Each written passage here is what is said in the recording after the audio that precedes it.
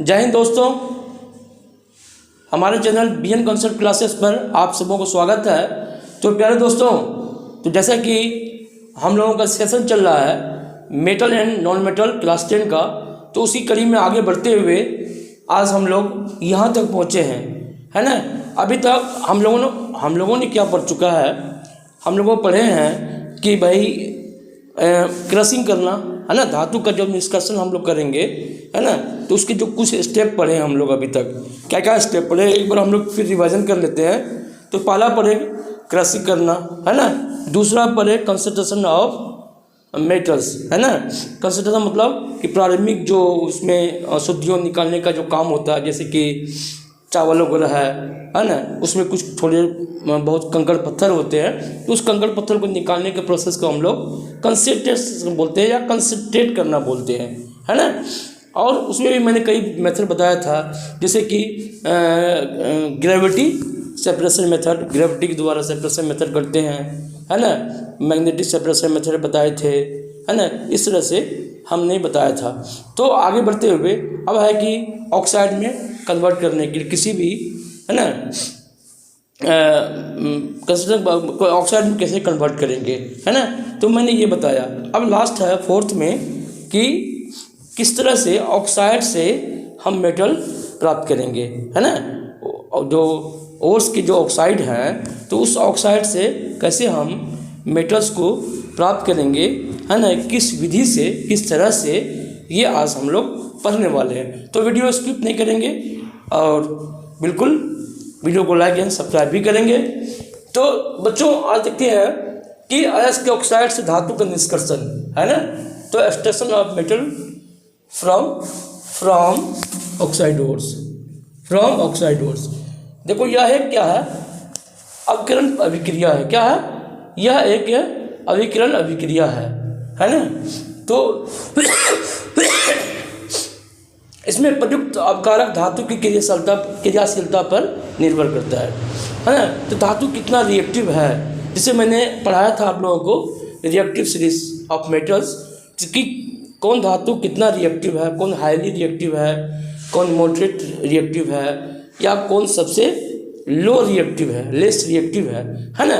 उसके धातु के रिएक्टिवनेस पर भी डिपेंड करता है कि कोई धातु को निष्कर्षण में, कोई धातु का ऑक्साइड के निष्कर्षण में, है ना, कैसे यूज किया जाएगा। तो सबसे पहले बात करते हैं हम लोग extraction of less reactive metals, है ना। यानी कि काफ़ी जो लेस रिएक्टिव मेटल है, यानी जो रिएक्टिव सीरीज के सबसे नीचे बैठे होते हैं, उसको हम लोग लेस रिएक्टिव कहते हैं। जैसे कि सिल्वर हो गया, गोल्ड हो गया, कॉपर हो गया, है ना, ये सब चीज़। तो ये सब जो होते हैं, ये सब लेस रिएक्टिव मेटल्स होते हैं। तो उसका निष्कर्षण हम कैसे करेंगे, ये आज देखेंगे। तो सबसे पहले दोस्तों क्या करते हैं, ये जो सल्फाइड ग्रुप में, जिसको हम लोग सिनेमास बोलते हैं, एजी पारा, है ना, पारा को देख लेते हैं। पारा सल्फाइड ग्रुप में, है ना, ये ऑक्साइड सल्फाइड ग्रुप में ये पाए जाते हैं, है ना। इसका ओर्स होता है। तो इसमें क्या करते हैं, इसको ऑक्साइड के में कन्वर्ट करना है, तो ऑक्साइड में पहले कन्वर्ट कर लेंगे हम। तो HgS को, है ना, और ऑक्सीजन के साथ क्या करेंगे, हम लोग गर्म करेंगे, तो ये HgO ऑक्साइड हो जाएगा, है ना। और क्या हो जाएगा, सल्फर डाइऑक्साइड गैस बाहर निकल जाएगा। ठीक है बच्चों। अब ये जो पारा है, मरकरी ऑक्साइड है, इसको क्या करते हैं हम, 300 डिग्री पर रोस्टिंग करते हैं, गर्म करते हैं, है ना। 300 डिग्री सेल्सियस पर गर्म किया जाता है इसके ओर्स को, HgO को। तो ये देखो पारा जो है लिक्विड फॉर्म में अलग हो जाता है और ऑक्सीजन यहाँ से गैस के फॉर्म में बाहर निकल जाता है। तो ये हमें मेटल के रूप में प्राप्त हो जाता है। क्योंकि पारा जानते हैं हम लोग, जो पारा है, मरकरी है, वो लिक्विड फॉर्म में पाया जाता है, जैसा कि आपने देखा होगा थर्मामीटर में, है ना। तो आगे बढ़ते हैं, कॉपर सल्फाइड, है ना। कॉपर सल्फाइड की बात करें तो कॉपर सल्फाइड एक क्या है, ओर्स है। और जब इसको ऑक्साइड में कन्वर्ट कर लेते हैं, तो ये कॉपर ऑक्साइड में आ गया, है ना। इसको गर्म करेंगे और ये सल्फर डाइऑक्साइड, है ना, गैस के फॉर्म में निकल जाता है। अब ये कॉपर जो ऑक्साइड है, इसको हम लोग क्या करेंगे, फिर कॉपर सल्फाइड जो बच जाता है, कॉपर सल्फाइड के साथ गर्म किया जाता है, और फिर कॉपर सल्फर डाइऑक्साइड गैस के रूप में बाहर निकल जाता है। यानी ये जो सल्फर है ये ऑक्सीजन को खींच लेता है, अपने साथ मिला लेता है ना, और मिलने के बाद ये सल्फर डाइऑक्साइड गैस बन के बाहर निकल जाता है और शुद्ध कॉपर हम लोग, है ना, ये कॉपर हमें प्राप्त हो जाता है। अब सिल्वर ऑक्साइड की बात करें, सिल्वर ऑक्साइड चूँकि ये क्या होते हैं ना, ये जो लेस रिएक्टिव जो मेटल्स होते हैं वो उसकी जो ऑक्साइड होते हैं बच्चों वो लेस स्टेबल होता है, बहुत ही कम स्टेबल होता है ना। थोड़ा सा गर्म करने के बाद उसमें से ऑक्सीजन बाहर निकल जाता है। तो ये देखिए ऑक्साइड है, सिल्वर ऑक्साइड है ना। इसको हम लोग क्या करेंगे, गर्म करेंगे, गर्म करने से ही क्या होता है ये सिल्वर अलग और ऑक्सीजन अलग हो जाता है। तो हमने देखा कि extraction of less reactive metals का किस तरह से हम लोग करते हैं, थोड़ा सा गर्म करेंगे और बाहर ऑक्सीजन निकल जाता है। तो दूसरा है, तो बच्चों दूसरा पढ़ेंगे extraction of moderately reactive metals, है ना। जो मध्य में स्थित जो भी मेटल्स होते हैं रिएक्टिव सीरीज के, वो थोड़ा सा क्या होते हैं, जो सबसे नीचे होते हैं उससे थोड़ा सा ज़्यादा रिएक्टिव होते हैं, है ना, क्रियाशील होते हैं। जैसे इस धातुओं के निष्कर्षण में कार्बन मोनोऑक्साइड, हाइड्रोजन और अमोनिया अपकारक रिड्यूसिंग एजेंट के रूप में हम लोग यूज़ करते हैं। रिडक्शन प्रोसेस से हम यहाँ पे ऑक्साइड से हम लोग मेटल को प्राप्त करते हैं, है कि नहीं है। तो रिड्यूसिंग एजेंट होता है, रिड्यूसिंग मतलब क्या, ऑक्सीजन को बाहर निकालना, है ना, ऑक्सीजन कम करना, इसी प्रोसेस को हम लोग क्या बोलते हैं, रिडक्शन बोलते हैं। रिडक्शन मतलब ऑक्सीजन का बाहर निकलना।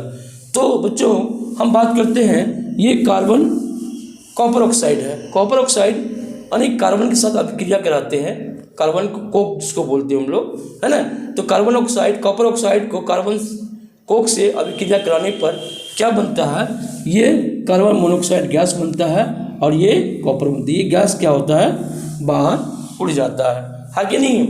फिर देखो कॉपर ऑक्साइड को अगर हम कार्बन मोनोऑक्साइड से भी अभिक्रिया कराएंगे, है ना, तो ये भी क्या है, ये भी कार्बन डाइऑक्साइड, कार्बन क्या करेगा, है ना, कार्बन क्या करेगा, ऑक्सीजन को खींच लेगा, अपने साथ मिला लेगा, तो CO2 हो जाएगा और कॉपर मेटल अलग बाहर निकल आता है, ठीक है ना।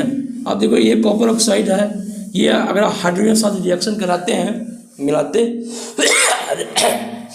कर रिएक्शन कराते हैं, तो ये हाइड्रोजन क्या करेगा, ऑक्सीजन को खींच लेगा, तो H2O बनाएगा और कॉपर को अलग कर देगा। तो इस तरह से ये जो रिड्यूसिंग एजेंट है काम करता है ना। ये जो बच्चों हैं ये मॉडरेटली मॉडरेट जो रिएक्टिव मेटल्स होते हैं उस पर ही ये काम करते हैं, है कि नहीं है। जैसे कि आयरन हो गया, कॉपर हो गया, है ना, एल्युमिनियम हो गया, इस तरह के। तो देखो जैसे Pb हो गया, Pb आयरन और कॉपर, है ना, इस पे ज़्यादा काम करता है।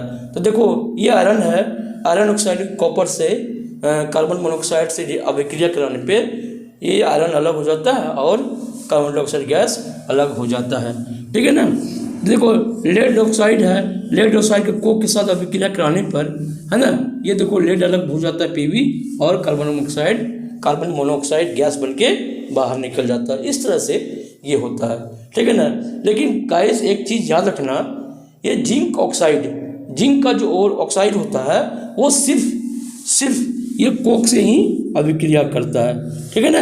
अभिक्रिया करके जिंक मेटल बनाता है और कार्बन मोनोऑक्साइड अलग हो जाता है सिर्फ, बाकी ये हाइड्रोजन से कार्बन मोनोऑक्साइड से अभिक्रिया नहीं करता है, ठीक है बच्चों।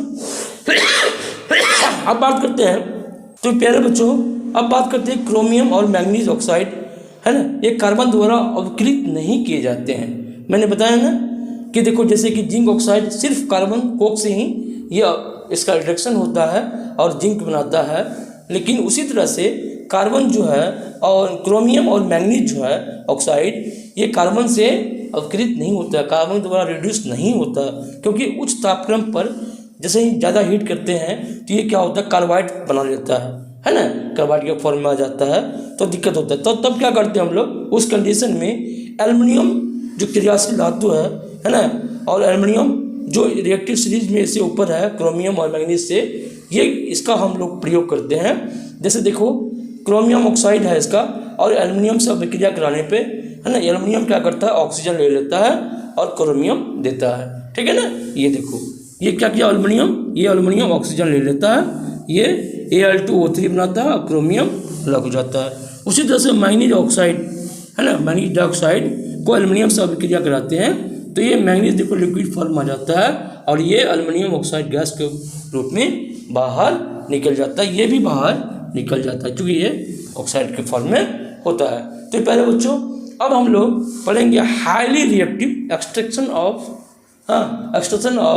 हाईली रिएक्टिव मेटल्स, है ना, तो देखेंगे। Thank you.